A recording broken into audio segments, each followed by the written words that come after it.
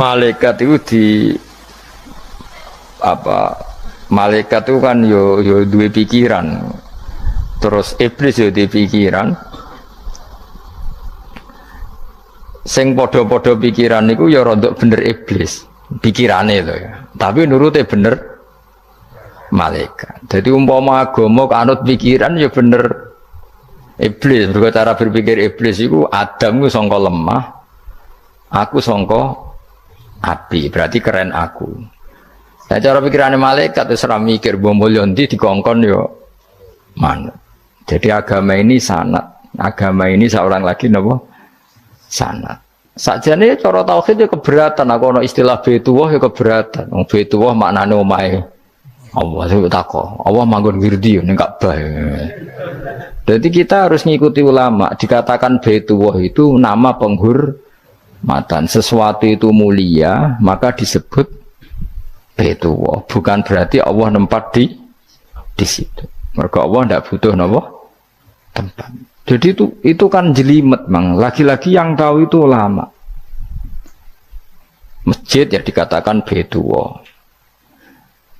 Lah nek misale iki masjidé pangeran, malah nek mbok manani lucu. Masjidé pangeran. Jadi iki tempat sujudé pangeran. Nah, kacau kae. Tapi berhubung wong ra paham alhamdulillah demun iki masjidé pangeran. Jajal maknani bahasa Arab. Iki masjidé pangeran, maknani terjemah. Iki tempat kacau. Ini baru kayak bodoh ora roh nek iku kacau. Jadi kacau. Ya mulane anut ulama. Jadi darani Baitullah apa dikatakan daleme Allah maknane apa idhofatut tasyrif. Napa idhofatut tasyrif maknane omah sing mulia sampai diistilahno daleme Allah. Kalau dalam ngaji-ngaji ulama itu agama ini dari awal unik. Allah melarang sujud kepada batu. Tapi kita sholat itu madhep Ka'bah. Kemudian juga ada batu. Makanya kita harus menanamkan bahwa semua sujud itu lillahi ta'ala. Dan soal ada arah ya penting arah. Nggak mau arah madhep segoro kidul lah repot. Jadi arah itu mau dipakai kesepakatan untuk menunjukkan kalau kita muslim arahnya sujud itu ke Ka'bah, tapi tetap sujud kita hanya lillahi ta'ala hanya karena Allah. Ini Nabi nanti takut Yahudi Muhammad nak langit bumi itu sok ben hancur pas kiamat, terus manusa sing mati mulai ini Adam sementara tidak kok endi. Jadi nak takut ngono mirip so, mirip Yahudi, nak mirip Sugair apa, nak mirip ngamure. Jadi agama ini selalu disoal pakai akal. Jadi agama tanpa akal ya iso berdiri, tapi kalau terlalu bawa akal itu ya repot. Ya makanya tadi itu pentingnya riwayat. Seorang lagi pentingnya apa? Riwayat. Makanya coro Imam Malik itu nggak suka sama agama di logika itu nggak suka. Karena nanti orang yang punya logika terus merasa lebih punya otoritas terhadap apa? Agama. Ya wis sesuai ngono agama iku angel oleh nerangno sampean agama kok. Sampai saya kita bedheki Nabi Adam diusir kondi. Swarga. Terus swargane Nabi Adam saiki didakoni. Mergo swarga iku luase sak langit bumi. Lah nek iku saiki didakoni ndi wong. Swarga lebih luas ketimbang langit. Kan enggak mungkin sesuatu yang luas diletakkan di yang sempit. So, akhirnya Mu'tazilah gak percaya anane swarga zaman Nabi Adam. Jadi swarga sing cerita Adam itu tidak sama dengan surga yang nanti arduhas samawati wal ard. Jari ahli sunnah ya sono. Lah ning ndi seraroh pokoke ono. Ya itu kan sama-sama terus diterusno wong debat. Ya sudah guys. Nak cara aku wis mlebu sik kok gampang nerangno nek wis bar roh. Secara teori kan gitu, ora roh kok nerangno sak usih. Bro. Ya sudah, sampean bu swarga wae lagi apa? Lagi nerangno. Pas aku nerangno kowe ra ning swarga, ya ora ketemu. Wis kono enak nang cangkem elek ngono wis aku ben nerangno kowe ra ning kono ya wis akhire gak. Apa cocokan sampean? Aku tak nerangno swarga lah Sing kono ben nerangno neraka. Mergo roe neraka. Agama iku unik. Ya karena tadi apa ya? Dari awal agama ini di kaum yakilun, tapi akal yang berlebihan itu ya mengganggu agama. Ya sudah, makanya saya ulang lagi itu riwayat ya. Sebagian ini apa? Riwayat. Inna hadzal ilma dinun fangzuru amman ta'khuduna dinakum. Agama ini ilmu, kemudian kamu harus dari sanad yang benar, ya. Dari sanad yang apa? Dari sanad yang benar. Ya sudah seperti itu. Mana itu kalau setuju model kayak sholat sunat safar tidak harus madhep kiblat terus. Jadi agama ini sudah unik. Misalnya gini, sholat fardu kan wajib kiblat, tapi ada sholat yang nggak usah madhep kiblat, yaitu sunat safar. Misalnya orang di pesawat gini. Karena guling-gilingan, hakikatnya kiblat itu tidak fokus kita namun Allah Subhanahu wa Ta'ala. Jadi memang agama, tapi lagi-lagi itu butuh riwayat. Seorang lagi butuh riwayat. Kalau nggak pakai riwayat terus kok Abu Nawas kabeh. Karena tadi Amerika, seorang lagi Amerika, itu kalau dibor pas New York itu kena Ka'bah. Lah logikanya kalau arahnya pas itu kan bebas arah. Berarti orang Amerika oleh sholat bebas. Tidak bisa seperti itu, ya tetap anut konsensus ulama sana atau tradisi sana, kiblat itu ngambil arah mana, karena dia pas. Ya bumi yang ada arah itu secara akal kan hanya rubuk 1/4. Makanya kalau kamu belajar falak itu ada rubuk, lainnya itu sudah ada arah. Misalnya bumi bulat bola, yang sama atas dikatakan sama-sama di atas. Ya kadarnya hanya 1/4, lainnya itu sudah dikatakan samping. Makanya seperti Denmark itu ada daerah yang siang itu sampai 3 bulan, entah berapa siklus sekian puluh tahun. Ada yang lebih lama siangnya sampai 18 jam. Kalau di Eropa kadang puasa itu sampai 18 jam. Ada yang selalu nggak kena matahari kayak kutub utara, kutub selatan. Nah makanya kalau misalnya sholat itu ngikuti apa? Kalau ngikuti matahari orang kutub sholatnya hanya maghrib, isya, subuh. Gak wajib poso orang tahu ono rino misalnya. Ya tidak bisa seperti itu. Jadi kalau nuruti logika kan terus berdebat terus. Tapi kalau nuruti rasa sebagai hamba. Orang kutub butuh sujud sama Allah, orang kutub butuh loyal sama Allah dengan memperlakukan puasa. Ya sudah, akhirnya kita harus puasa. Nah, lalu kalau ukurannya matahari, mereka tidak punya matahari. Memangnya puasa itu penyebabnya wujudnya matahari, apa penyebabnya loyalitas sama Allah Subhanahu wa Ta'ala? Loyalitas. Kalau penyebabnya matahari ya, berarti kalau nggak ada matahari, nggak usah apa?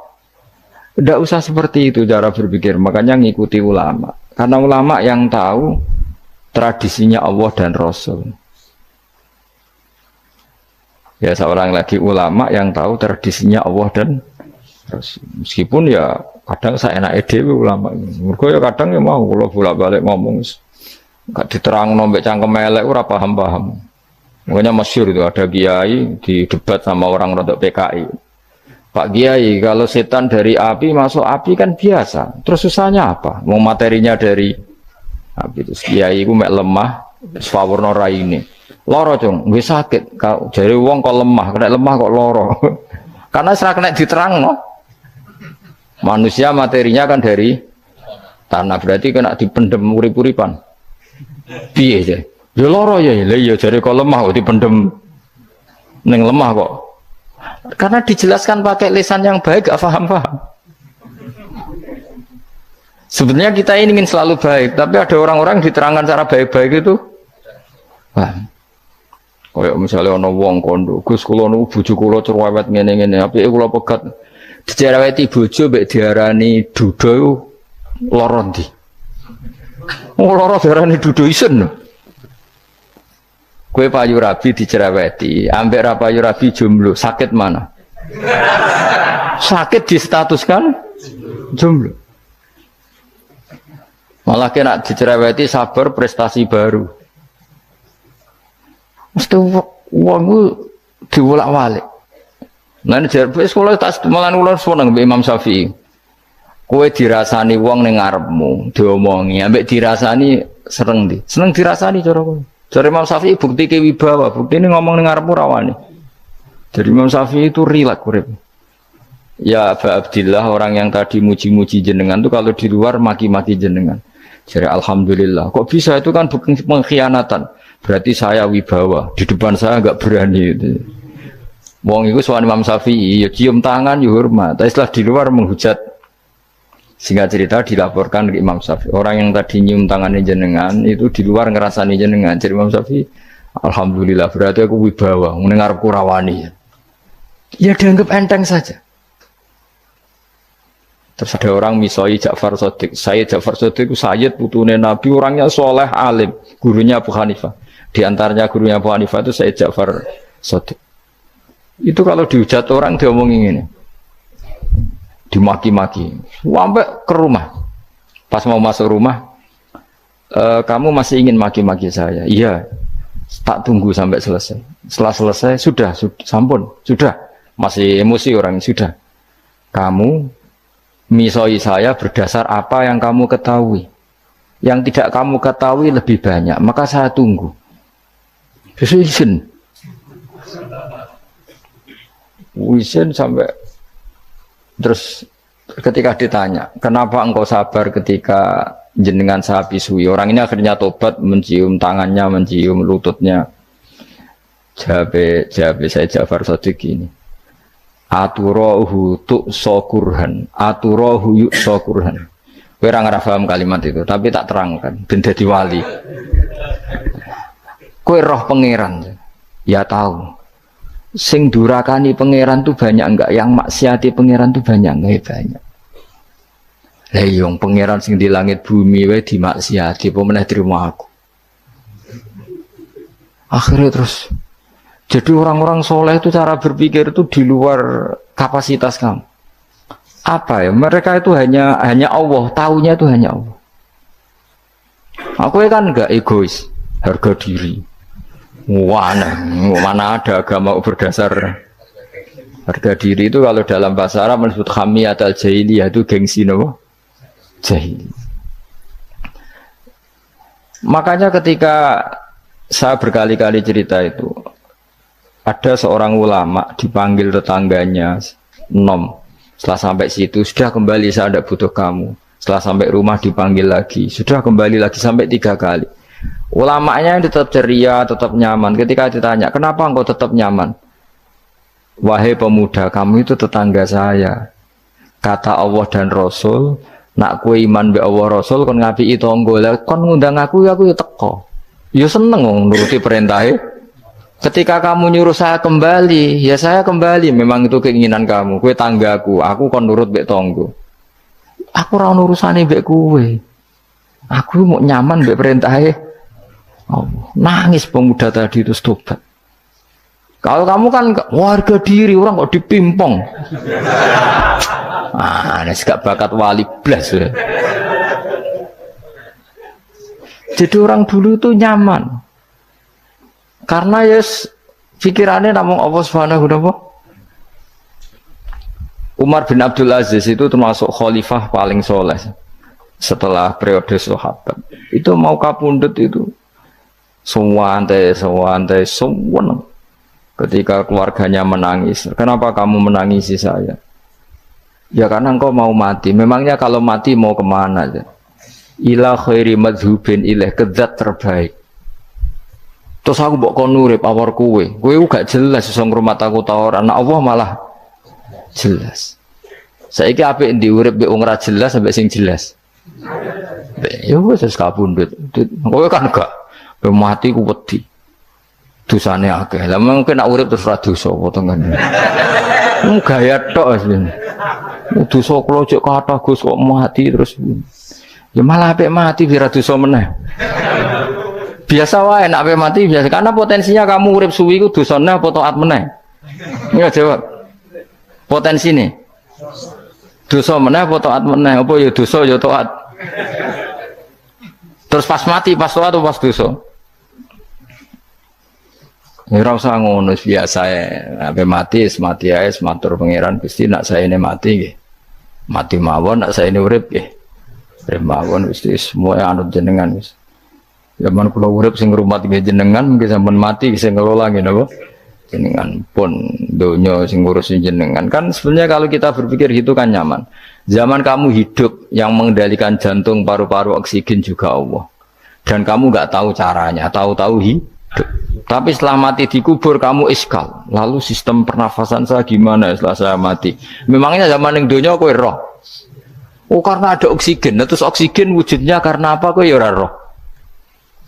Oksigen dari zat gini lah zat iku kok sapa ya ora roh. Mau gaya tok ngomong mau tetep akhir ora roh. Nanti kadang kula gawok mbek wong goblok wis ora roh kabeh dari awal mau alam semoga iku gak usah nerang.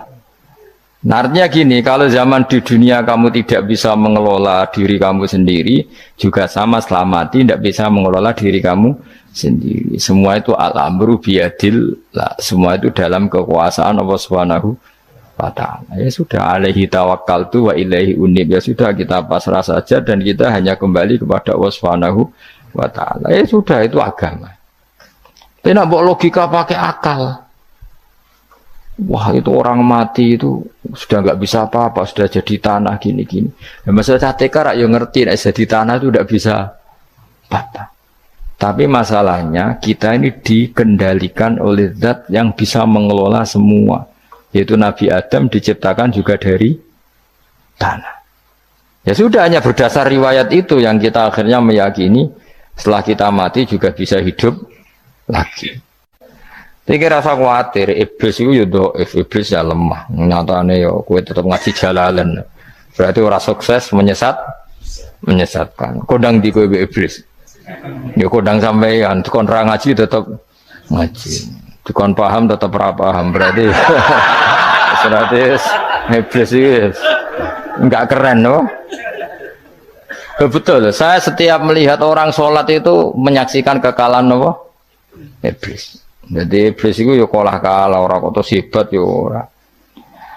Biasa mawon ora usah sing hebat ya namung pangeran. Dari awal iblis wis menyerah ngadepi orang sing ikhlas. Ikhlas itu dimulai dari awalnya. Cara bahasa Inggris pokoknya hilir sampai hulu sampai hilir itu kudu ikhlas kabeh. Misalnya kita duit yakin nek iku wae Allah. Sehingga kita ketika ngasihkan orang itu kamu nggak merasa itu milik kamu. Sehingga nggak gampang ngundat.